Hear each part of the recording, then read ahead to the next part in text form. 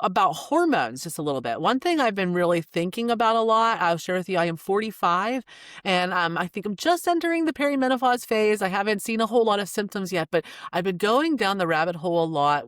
I really feel like I've put myself in a great place for the future of my hormonal health. I'm so happy that I've done that because talking to my mother and my grandmother, they said it was really hard for them. That's whenever they experience depression, anxiety, things like that. And it's just something I really want to be aware of. So I wanted to ask you, as a 51-year-old woman, do you think that fasting has affected your hormones? Has it improved your mindset around that? Can you tell me a little bit about it?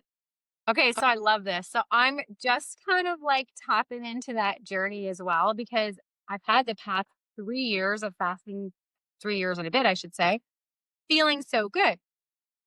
So what happened was before I started fasting, I was scheduled to have an ablation. Okay. Here in Canada, like I had to wait a long time for that appointment. So in that time, I had started fasting. So I had been like 9 months maybe into my fasting journey.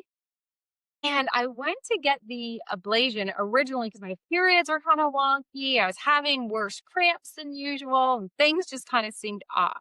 So I was a good candidate. So anyway, I go into this appointment. I got the IV in my arm, like the room is ready for me. And I said to the nurse who's setting me up, I'm like, something doesn't feel right.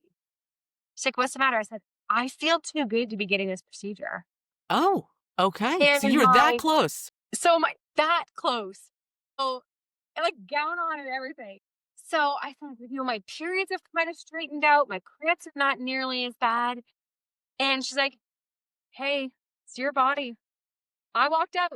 You walked out. That's good to know that you can. I mean, you had committed for so long, right up to the diving board, you know? But you know what? I'm proud of you because it is your body and you have to trust your feelings. So, how do you feel about that now? Do you feel like you So made the right I feel decision? really great about it now because now I have a period to help me track what's going on with my body.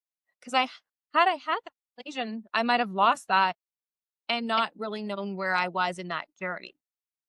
So what I did do though was because I've been doing some research about how the drop in estrogen and progesterone and all those things can affect muscle mass and bone and all that. I thought I would contact a private healthcare provider in Canada, which I'm glad I did. It's called Modern Menopause. And you do Modern Menopause, and you do it online. Now it's a paid for service. It's not included in our universal healthcare. But I was talking with her about maybe let's getting on something to help with prevention, with bone loss, muscle mass, all that stuff. So we did, and I my periods are still a little bit wonky because go figure, I am 51, so that's gonna happen. So she started me on progesterone first, just to help me with some sleep and with the cycles. Well, my body didn't like that. Okay. I seriously was so miserable.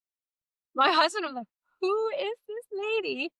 Because that's not how I was, like, usually happy and quirky and naturally energetic, and I was a grouch.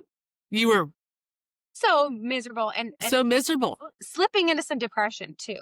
Yeah, we don't want that. No, so I went and had my appointment with her, and she helped me ease off of it, and she said, "When I'm ready for the prevention again and maybe to help with my periods, that the next time I do estrogen with the progesterone."